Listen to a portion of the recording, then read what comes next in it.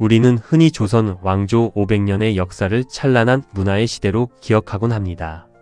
하지만 민초들의 실질적인 먹고 사는 문제, 즉 경제사적 관점에서 들여다본 조선은 전혀 다른 얼굴을 하고 있습니다. 이성계가 세운 조선 왕조의 경제성 장률은 과연 어떠했을까요? 당시의 정치, 사회적 구조와 전란, 그리고 민초들이 감내해야 했던 처참한 현실을 바탕으로 그 숨겨진 진실을 객관적으로 짚어보겠습니다. 태조 이성계가 세운 조선의 집권기간은 1392년부터 1910년까지 총 518년입니다. 1392년 태조 이성계가 조선을 개창한 것을 시작으로 1910년 한일병합조약으로 국권을 피탈당한 경술국치까지가 그 역사적 범위입니다. 중간에 고종이 국호를 대한제국으로 변경하기도 했으나 이 역시 이성계의 직계 후손이 통치한 동일한 연장선이기에 조선 왕조 500년 역사에 포함하여 분석합니다. 역사학자들과 경제사학자들의 연구에 따르면 이 500여 년간의 평균 국내 총생산 성장률은 거의 0%에 가까운 정체 상태, 즉 제로 성장이었습니다. 중세 경제사 연구의 권위자인 앵거스 매디슨의 역사, 통계 자료 등을 바탕으로 학계의 주요 지표를 살펴보겠습니다. 먼저 1인당 GDP 성장률은 약 0%로 장기 정체 상태였습니다. 경제사학계에서는 19세기 산업혁명 이전 전통 농업 사회의 1인당 성장률을 사실상 제로에 가깝게 봅니다. 기술 혁신이나 생산성 급증이 없는 구조에서는 인구가 늘어나는 만큼 식량 생산량도 겨우 늘어나는 수준에 그치기 때문입니다.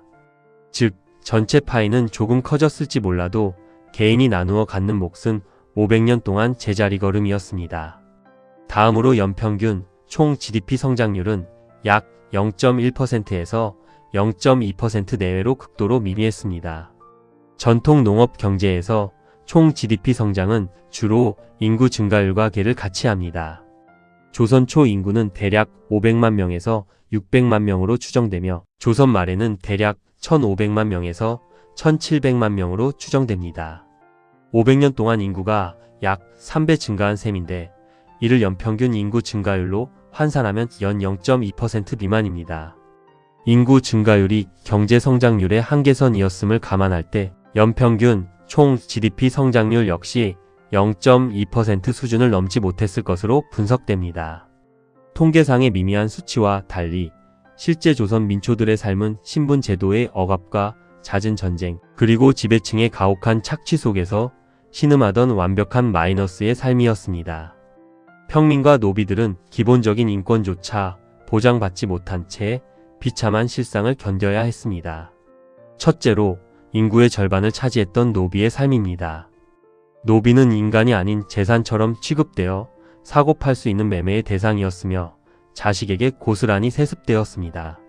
주인에게 가혹한 매질을 당하거나 죽임을 당해도 법적으로 보호받지 못하는 경우가 허다했습니다. 고려 시대보다 노비의 수가 크게 늘어났으며 조선 후기에는 수탈을 견디다 못해 스스로 노비가 되거나 전락하는 이들이 많아 전체 인구의 상당수를 노비가 차지하기도 했습니다. 둘째로 평민들의 끔찍한 가난입니다. 조선 후기 실학자 박지원의 기록에 따르면 가난한 백성들은 한겨울에도 덥고 잘 이불이 없어 지푸로 조잡하게 짠 거적을 덮고 밤을 지새웠습니다. 또한 집신조차 살 돈이 없어 한겨울 칼바람 속에서도 맨발로 다니거나 평생 신발이 무엇인지도 모른 채 살아가는 아이들이 태반이었습니다. 셋째로 세금과 전쟁의 고통입니다. 조선 후기에는 세금 제도인 전정, 군정, 황곡이 극도로 어지러워졌습니다. 탐관 오리들은 죽은 사람에게 세금을 매기거나 갓 태어난 아기에게 군포를 징수하는 등 터무니없는 방식으로 백성들의 피땀을 빼앗아 갔습니다.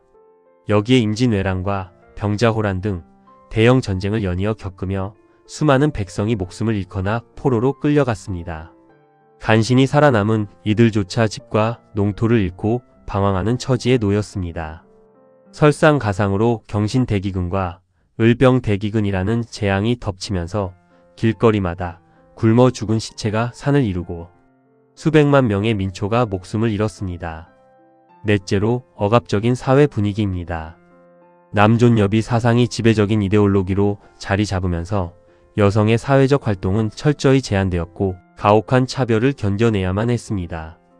또한 권력 투쟁에서 밀려나거나 지배층의 눈밖에 난 이들은 외딴 섬이나 변방의 척박한 곳으로 유배를 떠나는 고통에 시달렸습니다. 그렇다면 조선 경제가 이토록 처참한 정체와 침체를 겪은 원인은 무엇일까요? 바로 이성계 왕조가 채택한 성리학 기반의 통제 시스템 때문이었습니다. 성리학을 국교로 삼은 조선은 상업과 공업을 천시하고 철저히 억압했습니다. 화폐 유통과 시장의 활성화를 통제의 대상으로 보았고 자본의 축적과 유통을 죄악시하여 기술 혁신의 싹을 잘라버렸습니다. 또한 국가가 모든 토지와 자원을 쥐고 흔들며 민초들에게 자율적인 경제활동과 사유재산의 자유를 보장하지 않는 철저한 통제 경제였습니다. 나아가 외부 세계와의 교류를 금지하는 정책을 고수하며 스스로를 완전히 고립시켰고 결국 세계 경제의 거대한 흐름 속에서 낙오하는 결과를 초래했습니다. 조선 500년의 평균 1인당 경제 성장률은 완벽한 정체 혹은 마이너스 상태였습니다. 성리학적 명분론에 갇혀 민초들의 역동적인 에너지를 짓누르고 상공업을 천대한 채 문을 걸어 장근 지배층과 탐관 오리들의 착취가 낳은 필연적인 결과였습니다. 화려한 양반 왕조의 그늘 아래 감춰진 진짜 역사적 실상은 지독한 가난을 견뎌내야 했던 민초들의 핏물, 어린 아픔이었음을 우리는 잊지 말아야 합니다. 오늘 이야기가 흥미로우셨다면 구독과 좋아요, 알림 설정까지 부탁드립니다. 감사합니다.